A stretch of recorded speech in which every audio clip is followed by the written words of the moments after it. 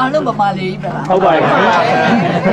ဗမာလေးကိုစကားပြောပြီးဆိုတော့နံပါတ်1ပါပြောရလို့သိတယ်နေကြပါအဲ့ဒါ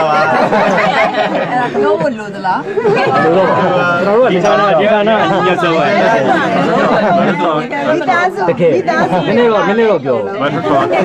တော်ဒီအဲ့တော့ညီညွတ်တဲ့ဆိုတော့ဘာလို့ဆိုလိုတာလဲစိတ်မကောင်းတဲ့ရံမဖြစ်နေတဲ့တရားနဲ့တရားမဖြစ်နေကြောင်းတရားမကိုက်တော့မဟုတ်ဘူးတကယ်တော့လေမနာလို့မဖြစ်တာလေရမ်းဖြစ်ရင်လည်းစိတ်ကောက်ရင်လည်းပြဿနာမဖြစ်ဘူးတကယ်တော့ပြဿနာဆိုတာရှေ့ရမှာပဲဒီပြဿနာကိုဖြေရှင်းနိုင်ရမယ်ပေါ့နော်စိတ်ကောက်တယ်ရမ်းဖြစ်တယ်ဆိုတာတော့ဒါတော့သဘာဝပဲဒီစိတ်ကောက်တယ်ရမ်းဖြစ်တဲ့ဟာကိုမဖြေရှင်းနိုင်ဘူးဆိုရင်အဲ့ဒါဆိုတာအဲ့ဒါတော့ဒါအန်ဒီတို့မမာရဲ့ပြဿနာဒါပဲစိတ်ကောက်တယ်ရမ်းဖြစ်တယ်ဆိုဘယ်လိုဖြေရှင်းရမလဲဆိုတာနားမလည်ဘူးအမားကိုလည်းဝင်မခံကြဘူးအခုအန်ဒီတိထားနေတယ်ဗမာစကားမှာဆိုလို့ရှိရင်တကယ်တော့ဗမာစကားမှာ sorry ဆိုတာမရှိဘူးနော်ဟုတ်တောင်းမှပါတယ်လို့ပြောတာ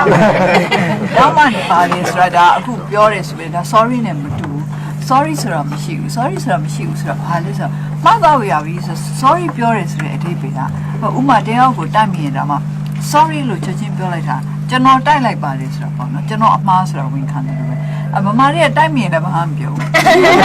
။မအဲ့ဒီပြောချင်တာအဲ့တော့အဓိကအားဖြင့်ကိုလုံးရအတွက်ကိုတာဝန်ယူတဲ့စိတ်ကပိုပြီးတော့ရှိဖို့လိုတယ်။ကိုတလုံးရအတွက်ကိုတာဝန်ယူရဲဆိုလို့ရှိရင်ရံဖြစ်လို့ရှိလို့ရှင်တာမှာကိုမှားသလားကိုမှာတာဝန်ရှိသလားဆိုတော့ပထမစီစဉ်ရမယ်။အဲ့ဒါကိုဗမာတွေကလုပ်တဲ့အလေးအကျင့်မရှိဘူး။အများဖြင့်ဟိုဘက်ကဘာဖြစ်တယ်ဘယ်စဉ်းစားတယ်။ကိုယ့်ဘက်ကဘာဖြစ်တယ်ဆိုတော့မစဉ်းစားဘူး။အဲ့ဒါကညီတို့ယဉ်ကျေးမှုနဲ့ဆိုင်တယ်။အညတို့ယဉ်ကျေးမှုကမျက်နှာပြတ်မှောင်တိကျတယ်မျက်နှာမပြတ်အောင်ပေါ့နော်မျက်နှာမပြတ်အောင်နေဖို့ဟာအဓိကဖြစ်နေတယ်မှန်ကန်ကန်နေဖို့ကအဓိကမဟုတ်အဲ့ဒါကြောင့်မလို့ဘာပဲမှားတာပြဿနာရမဟုတ်ဘူးဘူးဆိုမှားတတ်တာပဲဒီအမှားကိုပြင်နိုင်ဖို့ပြင်ရဲဖို့ဒီအမှားကိုပြင်နိုင်ဖို့ဆိုနံပါတ်1ကမှားတယ်ဆိုတာကိုဝန်ခံမှဖြစ်မှာမှားတယ်ဆိုတာကိုရင်ဆိုင်မှဖြစ်မှာမှားတယ်ဆိုတာကိုမရင်ဆိုင်မဲနဲ့ဘယ်လိုလုပ်အမှားကိုပြင်နိုင်မလဲအဲ့တော့အဲ့ဒါပြီးမှကဲမှားတယ်ဆိုတာဝင်ခံလိုက်ပြီကိုမှားပြီဆိုရင်ဘယ်လိုပြင်မလဲဆိုတာဒါဒုတိယစဉ်းစားအဲ့တော့ဘယ်လိုပြင်မလဲဆိုတော့စဉ်းစားပြီးတော့လည်းဒါမှန်ကန်ကန်ပြင်တတ်ဖို့လည်းလိုတယ်အမှားပြင်တာတောင်မှပြင်ပုံပြင်ပြီးမှဟုတ်လို့ရှိရင်ပို့ပြီးတော့ဆိုးသွားတယ်အဲ့တော့ဗမာတွေအနေနဲ့အလုပ်ပြီးတော့ဗမာပြင်မှာဆိုလို့ရှိရင်ဒီမိုကရေစီလမ်းကြောင်းသွားမယ်လို့ပြောတဲ့အခါကျတော့ဒီမိုကရေစီလမ်းကြောင်းသွားမယ်လို့ပြောရုံနဲ့မပြီးသေးဘူးဒီမိုကရေစီလမ်းကြောင်းကိုမှန်ကန်ကန်သွားမှတကယ်ဒီမိုကရေစီရောက်သွားမှာဒီမိုကရေစီလမ်းကြောင်းကိုမှန်ကန်ကန်မသွားလို့ရှိရင်လမ်းမှာဝိချော်သွားမှာအဲ့ဒါကြောင့်ဗမာတွေအနေနဲ့ကိုယ့်ရဲ့ဖေပြောခဲ့တဲ့စကားတခုရှိတယ်ပေါ့နော်ဖေရဲ့လိပ်ပြာခုံမျိုးကိုရင်ဆိုင်နေတယ်ဆိုတာဗမာတွေကကိုယ့်ရဲ့လိပ်ပြာခုံမျိုးကိုရင်ဆိုင်ရအောင်နေတတ်ဒီလိပ်ပြာခုံမျိုးဆိုတာလည်းနားနေရကိုပုံပြသုံးသပ်နိုင်ရပြဿနာဖြစ်ပြီးစီနံပါတ်1ကငါဘာလားမှားတယ်အဲ့ဒါအမြဲပြန်စဉ်းစားရတယ်ဒါအနည်းလို့ဆိုတာ automatic ပဲတစ်ခုပြဿနာဖြစ်ပြီးစီကိုယ့်ဘက်ကဘာမှားသွားပြီလဲပေါ့နော်ကိုယ့်ဘက်ကမှားသွားပြီလဲမှားတာရှိရင်ပြင်မမှားဘူးဆိုလို့ရှိရင်တော့လှုပ်တင်လှုပ်ထိုက်တာကိုရဲနေလို့ဒါနဲ့ကိုမှန်ကန်ကန်သုံးသပ်ရဲဖို့ဆိုတာလေဒါနဲ့တတ်တယ်အဲ့ဒီတတ်ကြတော့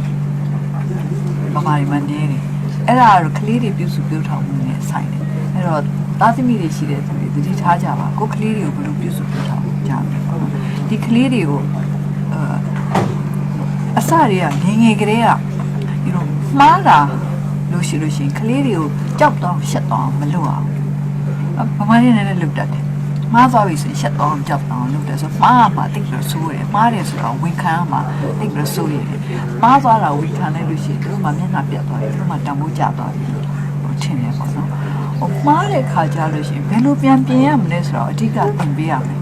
အဲ့လိုဆိုရင်မှားတယ်ဆိုရင်ပြန်ပြင်လို့ရပါလားဆိုတာအဲ့ဒီအစိတ်နဲ့ကြီးလာလို့ရှိရင်ကြီးလာတဲ့အခါကျတော့လေကိုမှားကိုပြင်တတ်တာပေါ့နောက်အခုအမေရိကန်မှာရောက်နေတဲ့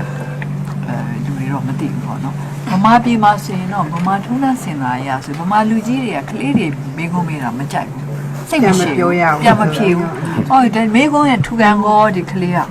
တခါတလေကလေးဆိုလွယ်လွယ်ဖြေလိုက်တာပဲအမှန်လည်းမဟုတ်ဘူးနောက်တော့လို့ပြောင်းတယ်လို့လေအဲ့ဒါလည်းမလို့အောင်အဲ့တော့ဘာအဲ့လိုကြောင့်မလို့ဗ ဘယ်လိုပုံမာတွေကမိကုန်းမမေးတတ်ဘူးတကယ်ကိုမေးတော့မမေးတတ်တာမိကုန်းမမေးတတ်တာကိုလည်းမမေးတတ်ဘူးလူများတွေကိုလည်းမမေးတတ်ဘူးအဲ့ဒါတခြားမပြောနဲ့အန်ဒီတို့အန်ဒီတစ်ခါလေးနားထောင် VOA ကျွန်တော်ကြည့်တော့ပါတယ် ပြောမယ်နော် VOA တို့ RFA တို့ BBC တို့မှာပေါ့နော်မေးခွန်းနေမေးလို့ရှိရင်ဒါကမေးတဲ့လူတွေလည်းသတိထားမိမှာမေးတာတစ်မျိုးဖြေတာတစ်မျိုး ဖြေရတယ်ဗျာ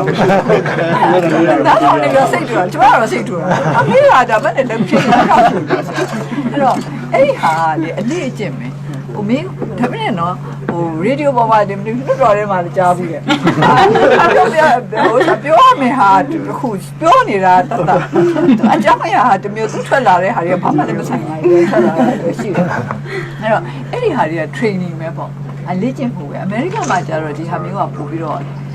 လွယ်ကူလိမ့်မယ်ထင်တယ်ဘာဖြစ်လို့လဲဆိုတော့သူတို့ရဲ့